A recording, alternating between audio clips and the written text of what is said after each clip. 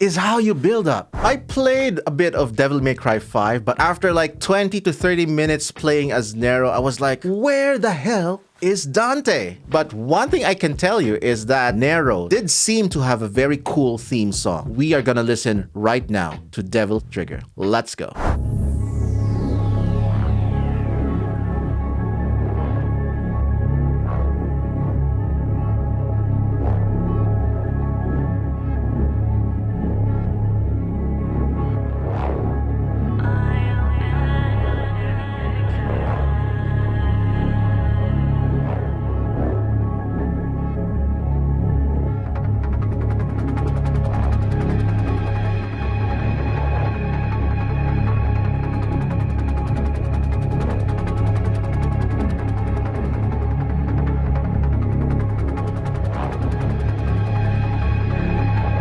I am loving this build-up. Oh my god, such suspense, but also the use of gated synths. And when I say gated, it means it's a synth setup that has a preset rhythmic pattern. It varies, depends on the producer's settings. Here's one right here.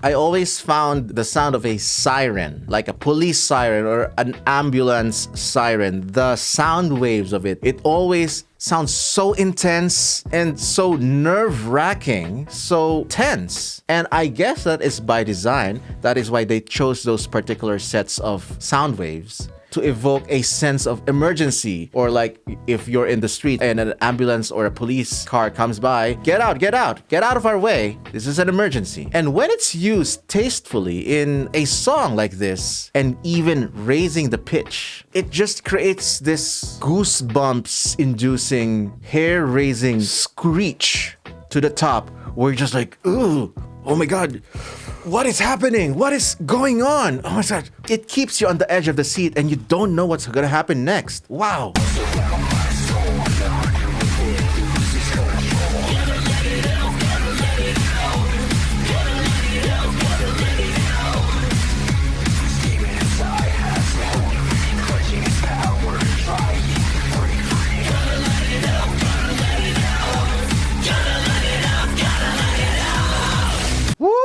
That sawtooth wave, they're really taking advantage of the siren-like wave or the sawtooth wave, because I can hear it in the background. Number one observation so far, they're using simple chord progression, simple tonic, dominant, or 1-4-5 chord progression, which really helps you get into the vibe because they already have such a complex combination of rhythms going on in the background and a very fast, upbeat, intense drum pattern, and with all those synth textures happening on like the treble register.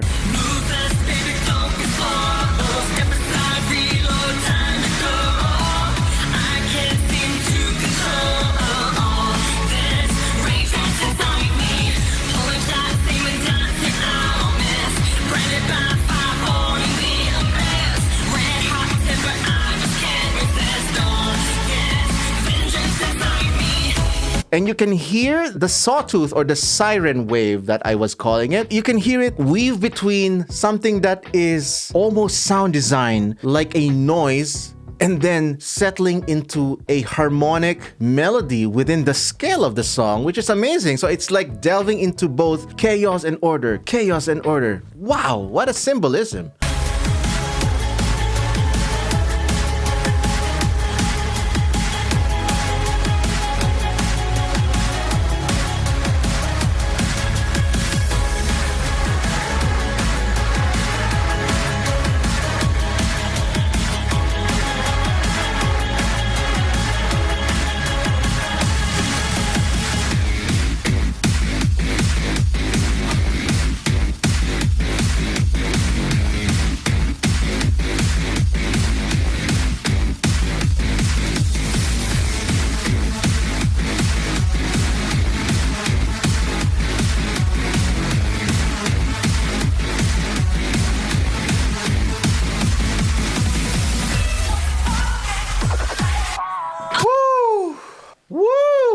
that gave me more of an adrenaline rush in those like 10 seconds or so than running or taking a jog. Oh my God, that is wow. Few things I can note on what really contributed to that adrenaline rush of a section. Number one, the drum mix. The drum mix is very dry. Bug, bug, bug. Almost no reverb, no echo, no delay. So it's just like snappy. Tuk, bug, tuk, bug, tuk, bug. Instead of because sometimes depends on your intention. If you're adding too much reverb or you're adding too much echo on percussive sounds, like a drum set, it kind of sometimes makes it a bit more mellow or lessens the impact of the rhythm. If you want it to sound snappy, you make it dry as possible. That's why in heavy metal mixes, in the drums, especially the kick and the snare, most of the time it's super dry. It's like bug to the point, so direct and to the point, in your face rhythmic pattern.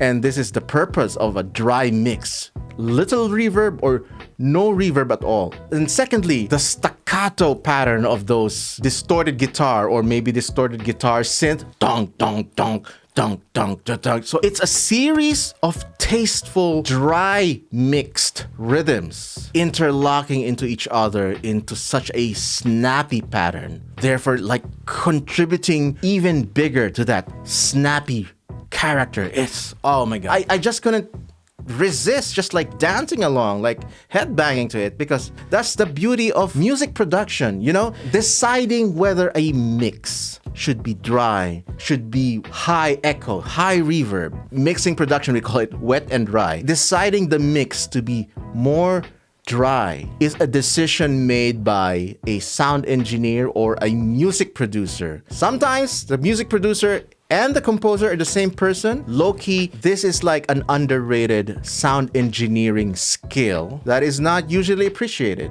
Most of the time when a song is published, only the singer or the composer gets all the credit. But what about the groove? How about the mix, the balance of everything, the dryness or the wetness of the mix that contributes even elevating the emotion or the energy of the piece? That is a sound engineer skill, or sometimes a music producer skill. A music producer definitely weaves between being a composer, arranger, sound engineer. A music producer is like the umbrella term for all of the above. But most of the time, this is like a skilled sound engineer has the foresight, has the decision making to decide those kinds of little factors that really comes unappreciated by most people who knows very little about audio production.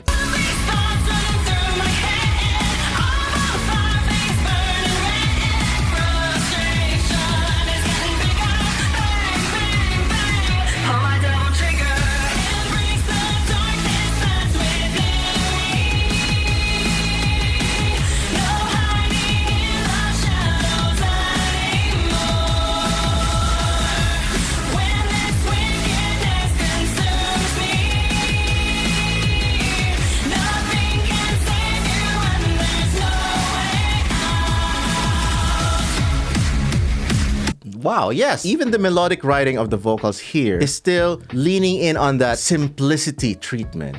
The vocals and the melody are easy to follow, so this song is more about the vibe and the energy instead of the melody. And you know, there's always going to be trade-offs for certain songs that you want to make. Do you want this song to focus more on the energy? Do you want this song to focus more on the emotion? There's so many factors that you have to consider. And sometimes it works if you combine all of it.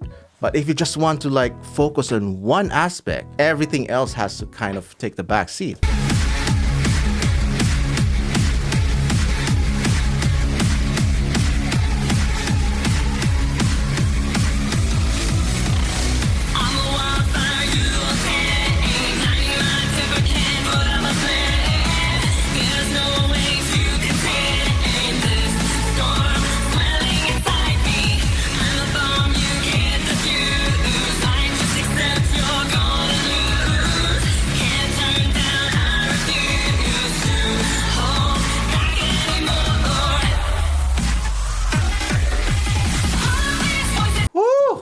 Yes, This is masterfully written. You know, a skilled composer or songwriter or music producer would really know how to play with energy and chill. Because it's like if it's Christmas every single day, then it becomes boring. It's not special anymore. If you eat chocolate every day, if you eat your whatever it is your favorite food, and you eat it every day, and there's nothing but your favorite food served every day, you get sick of it. It's no longer your favorite food. You're gonna get sick of it, you're gonna get tired of it, and you're gonna hate it. So the fact that this song right here knows when to keep the energy going, and it goes on for long stretches, but they also recognize that the human ear or the human emotion can get tired of if it's just like all energy. It's gonna get washed up in white noise. It's gonna become noise, and you're gonna get numb to it. So if you rest, slow down for certain sections, you're gonna appreciate, okay, yes, I can breathe for a bit, and then we can resume the energy.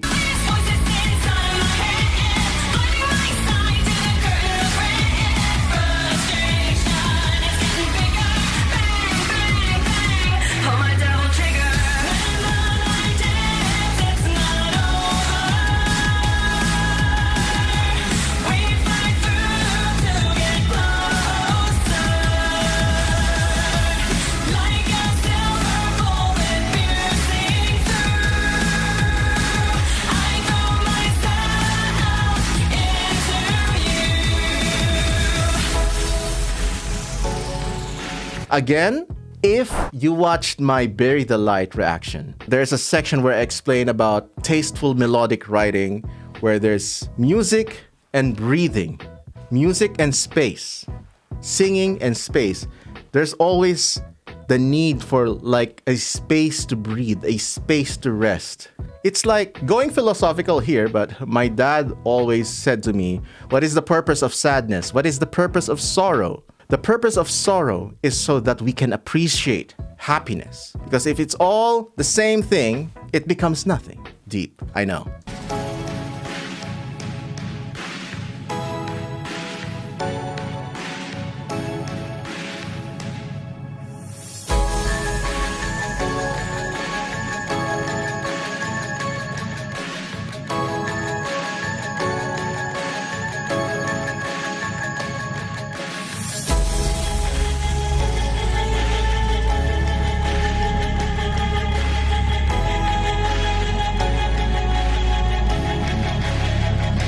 Oh wow, this section sounds so peaceful and heavenly, to be honest.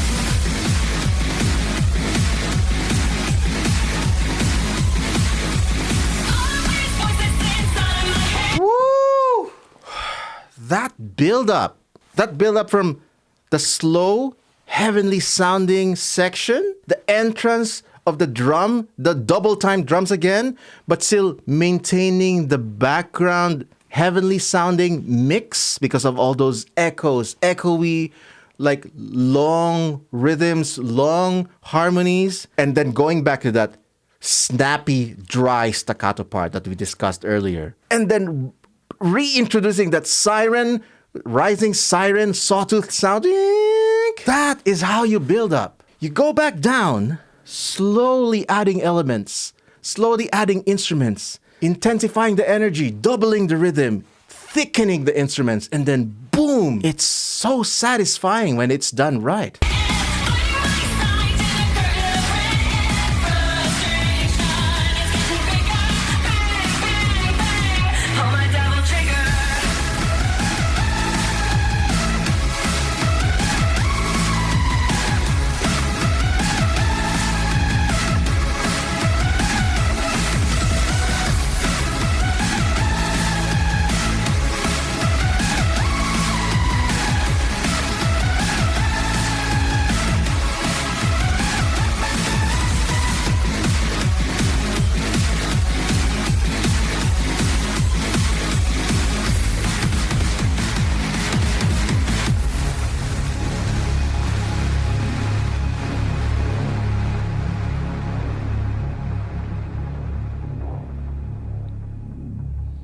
Damn. Whew. Final thoughts? 2 words. Pure energy.